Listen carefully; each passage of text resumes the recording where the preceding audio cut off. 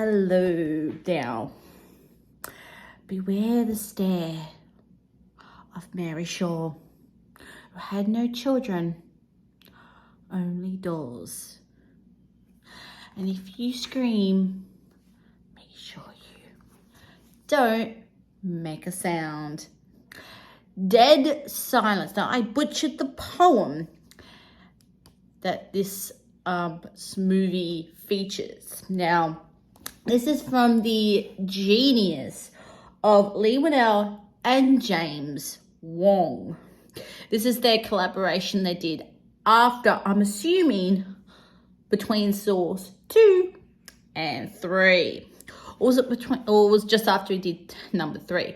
The reason why I say that is because one of the actors in Saw 2, Donnie Wahlberg, is in this movie. And of course, to keep with the Australian theme, Ryan, I will never pronounce your name, my dear, who I specifically know from his work on True Blood. And I've seen a few of his Aussie movies as well. This is what I definitely would say more of the thriller style, which is very much down their alley, those two knuckleheads. And this is very much a original story, again, from those two idiots.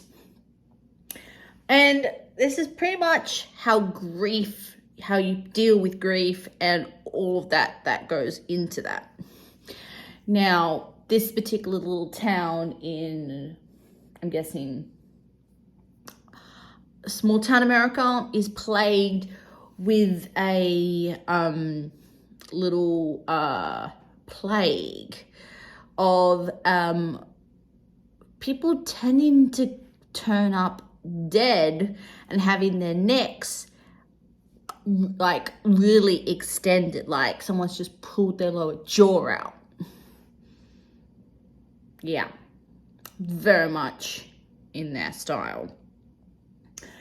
And there's sort of a legend that goes around a particular little theater that goes around. So we meet Ryan and his wife in their apartment in the city. And a mysterious, creepy doll pops up at their doorstep. He goes, gets some grub. While he's getting that grub, some scary things happen to his wife. And let's just say she is killed. But Jamie is the one to blame because he's the only one in the apartment at the time. And it's only his fingerprints that are everywhere. Of course, it is his apartment. Which is where we get the cop drama come through. Played really weirdly by Donnie Wahlberg. Second movie that contains him playing a copper, but not the last. And he is pretty much on the hunt to try and work out if Jamie is absolutely full of himself or is telling the truth. And of course, they go back to his hometown and he reunites with his estranged father and stepmother. It's hard to tell. And they go back so he could plan his wife's funeral because they are actually from the same small town.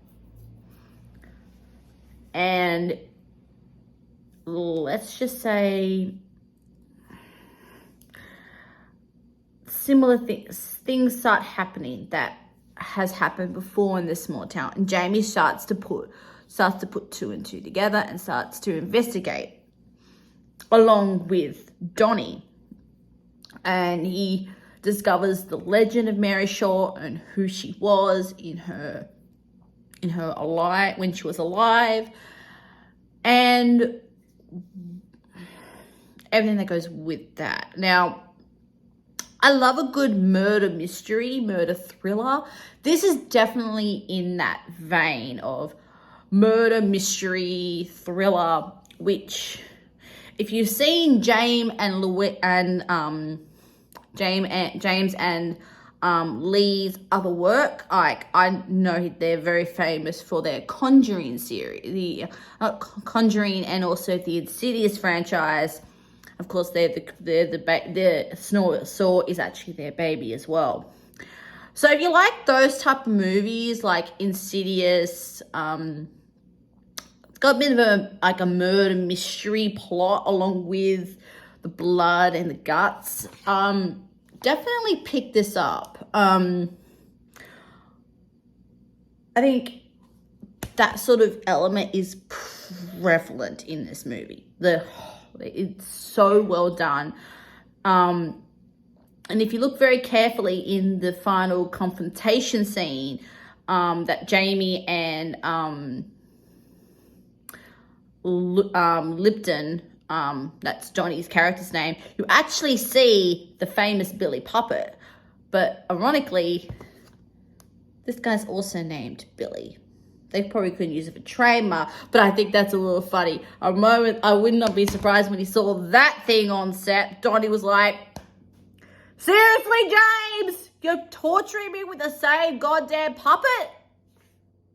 And I have to deal with a puppet? I have to carry a puppet around? Why are you torturing me, you two?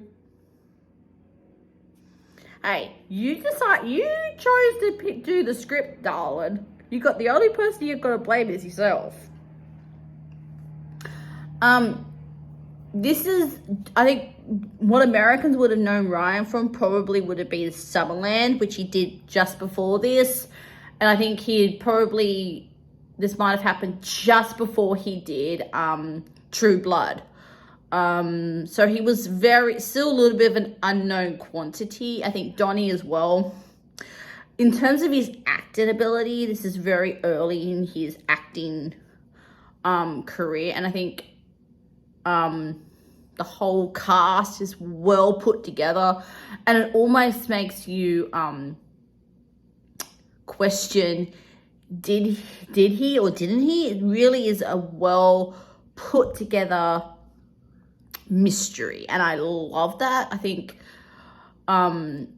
James and Lee need to get back into doing that. I know he's done some Fast and the Furious, and I know